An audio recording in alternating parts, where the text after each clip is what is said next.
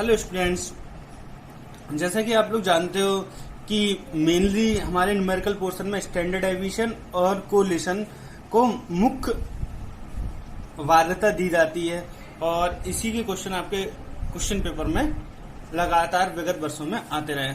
आज हमारा standard deviation होते ही हमारा न्यूमेरिकल पोर्शन पूरी तरीके से कंप्लीट हो जाएगा। स्टैंडर्ड डेविएशन है क्या? स्टैंडर्ड डेविएशन अंकगणितीय माध्य से प्राप्त विचलनों का वर्ग करके या विचलनों के वर्ग का माध्य ज्ञात करके इनका या इसका वर्गमूल निकालने से प्राप्त होता है।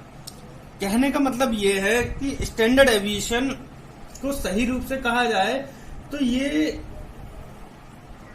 ग्रुप के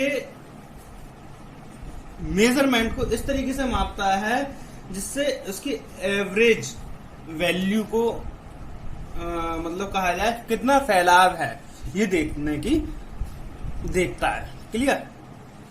अब इसको लिए हम क्या करेंगे, एक टेबल के माध्यम से, एक डायग्राम के माध्यम से इसे सही रूप से समझने की कोशिश करेंगे और इसकी जो लैंग्वेज है वो हम क्वेश्चन के आधार पर ज्यादा और अधिक स्पष्ट कर पाएंगे।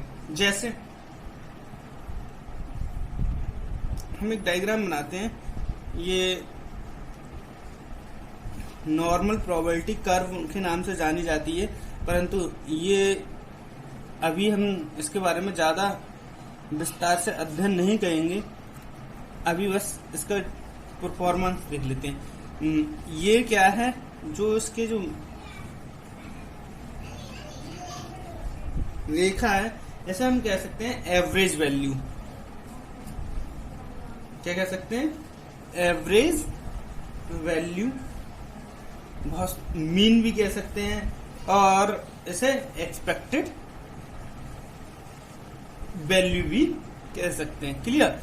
इसके दोनों तरफ कुछ ना कुछ फैलाव होता है या विचरण होता है, वो इस तरीके से होता है।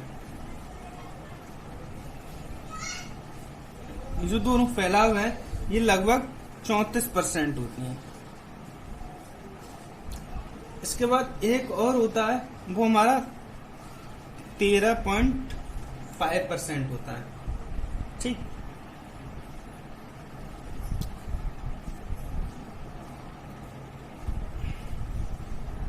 उसके बाद एक और होता है, वो होता है 2.35।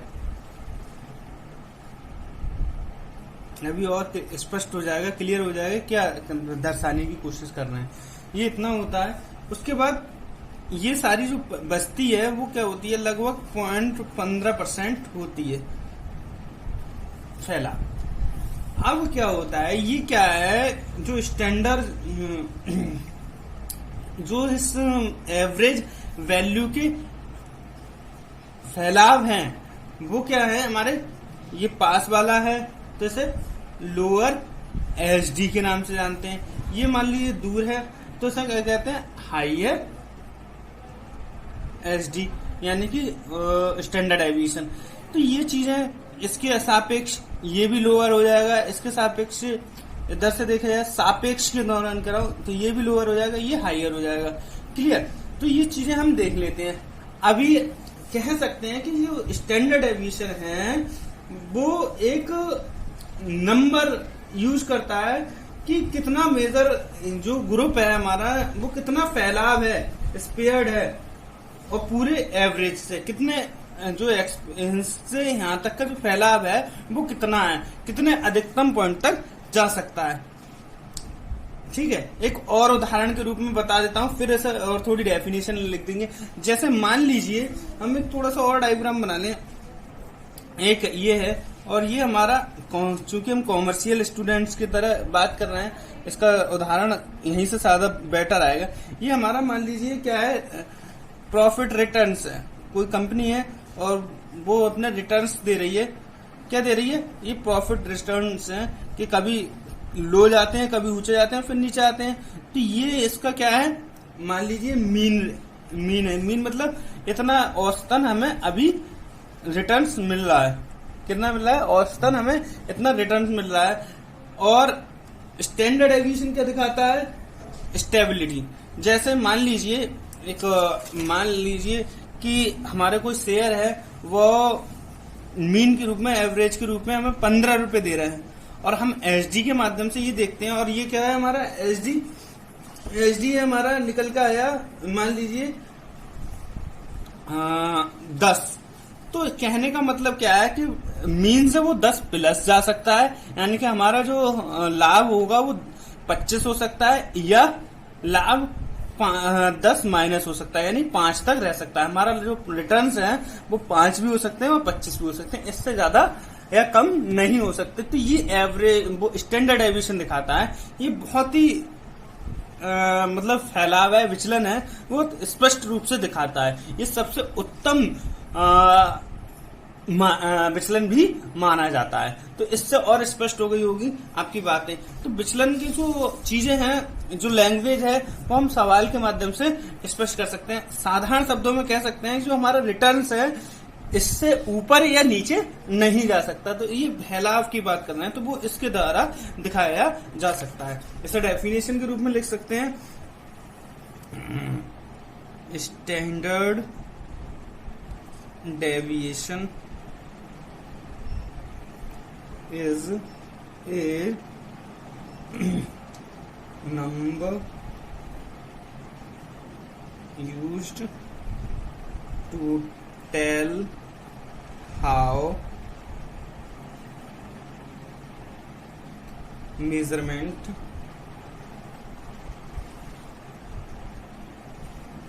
for a group are spared out from the average or expected value। कहने का मतलब यही है कि जो एवरेज है, एक्सपेक्टेड वैल्यू है, इससे ज्यादा ना वो बढ़ सकता है और ना ही इससे, मतलब जो इतना स्टैंडर्ड डेविएशन हो जाएगा वो उससे ज्यादा फैलाव नहीं कर सकता। क्लियर? वो एक स्टैंडर्ड दिखाता है। क्लियर? यहां से इतना फैल सकता है या इतना इस तरफ फैल सकता है, इधर पॉजिटिव वे में जा सकता है, इधर नेगेटिव वे में जा सकता है। क्लियर? और कहा जाए तो ये सबसे इम्पोर्टेंट है। ये प्लस माइनस का मतलब चिन्हों का ध्यान रखता है, ये उपेक्षा नहीं करता है मीन डेविएशन के अकॉर्डिंग। और हम इसके बारे में, हम कैलकुलेट द मीन डेविएशन की बात करें तो हम क्या करेंगे, इसे वही तरीका है कि इसे 3 भागों में से करते हैं, कि इसको क्या करते हैं, कैलकुलेट करते हैं। कैलकुलेशन करने के लिए इसे क्या करते हैं, हम 3 भागों में बांट देते हैं।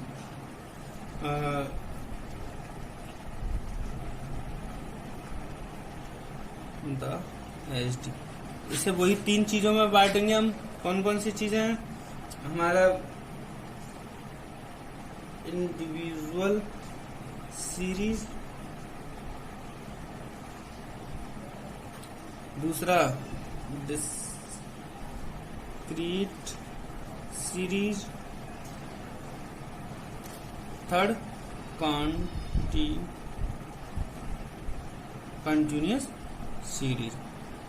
इसे भी हम डायरेक्ट इनडायरेक्ट मेथड के माध्यम से करते हैं।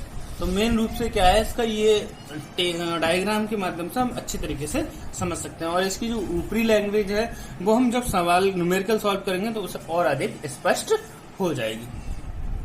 Clear? Thank you very much.